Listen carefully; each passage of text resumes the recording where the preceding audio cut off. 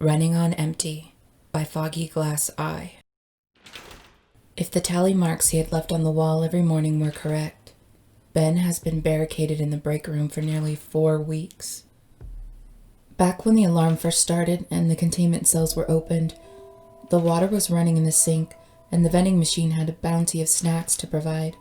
Now, despite his best efforts to ration what he had, Ben's supplies had completely run out.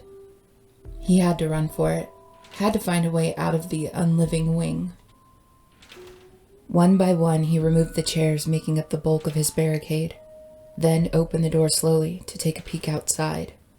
As he suspected, several wandering undead populated the hallway leading to the sector's lobby, where he could find safe harbor if the rest of the way was clear. The hall was not, so he'd have to make his way past them by taking another path underneath them. Not bothering to avoid making noise anymore, Ben walked quickly down the hall, leading deeper into the sector. Luckily, the only dead bodies between him and the stairwell were laying still. He pushed the door open and went down, further into the belly of the beast. Down one level, the window into the hall showed more wandering creatures that were best left avoided, so Ben continued down. Every time he reached another level, the view was a different kind of terrible. Winged creatures picking at carcasses on one floor, a hallway of webs on the next. Every path ahead seemed like certain death. Finally, the lowest level seemed clear from the window, an entryway branching off into several directions. Ben entered the bottom floor, which he'd never been to before, and closed the door behind him. A door marked as restricted stood before him, with a scanner he certainly didn't have access to.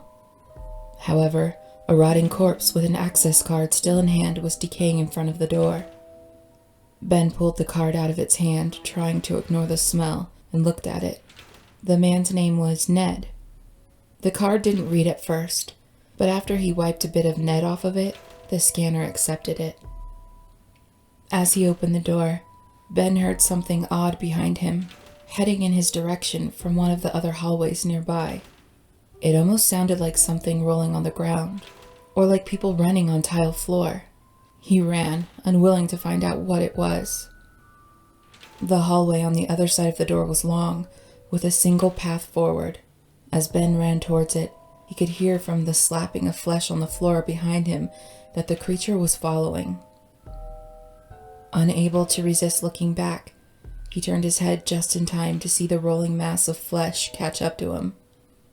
Hands and feet, human and inhuman, pulled at him, adding him to the mass, one piece at a time.